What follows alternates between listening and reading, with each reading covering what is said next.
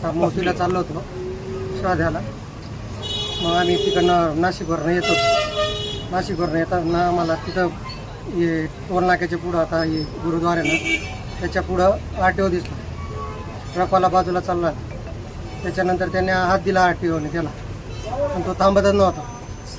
RTO पुढं आल्यावर मी इथं ट्रॅफिक जाम झाली एस सिग्नलवर. त्याच्यामुळं लगेच मी गाडी थांबवली. तर लगेच माझ्या मागून तो आला, मला धडकून हे झालं. काय कोण जखमी आहे तुम्हाला? किती काय कोणाला? माझ्या मिसेसला जास्त लागलेलं आहे. मिसेसला लागलाय आणि त्यांना कुठलं हाताला लागलेलं आहे. कंटेनर कुठला कंटेनर होता तो?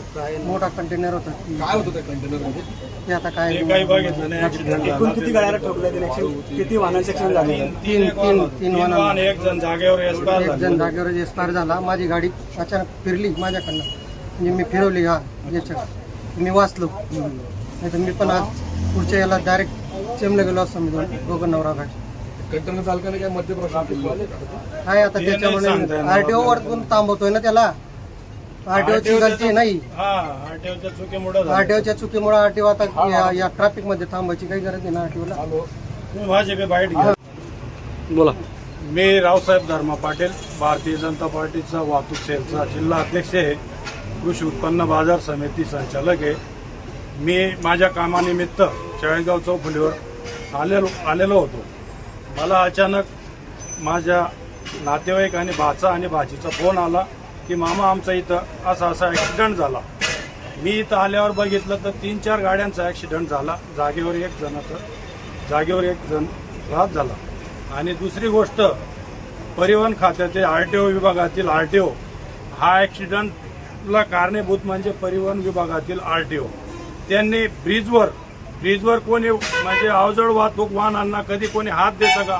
त्या हात दिल्यामुळे त्या गाडीला थांबवण्यासाठी ते त्यांच्या मागं आले आणि तो गाडीवाला घाबरला आणि सर्व गाड्यांना ठोकत 4 जणांना ठोकलं आणि पुढे गेला तो.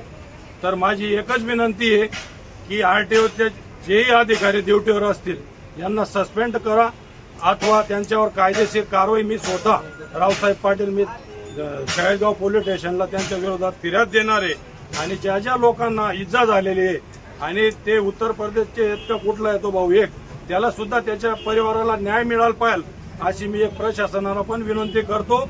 आणि प्रशासनाने आणि परिवहन मंत्र्यांनी या धुळे RTO कार्यालयावर बारकाईने लक्ष दिलेलं पाहिजे. कारण यांच्यामुळे खूप भ्रष्टाचार इथं चालतो. रोडावर आम्ही येता जाता बघत असतो. अनेक वाहनांना, अवजड वाहनांना सर्व गोष्टी अवलंबून असताना सुद्धा त्यांच्याकडनं अविरावीचे भाषा करून पैसे उकडणे हाच एकमेव त्यांचा धंदा आहे. आणि त्यांच्या या अशा मुजरीपणामुळे या आज एक थोड्याशा चुकीमुळे अनेक लोकांचे संसार उद्ध्वस्त झाले असते.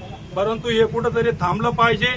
आणि या माझ्या आज नातेवाईकावर जमले म्हणून मी बोलत नाही, परंतु पूर्ण ट्रक चालक मालक हे लोक परेशान झालेले आहेत.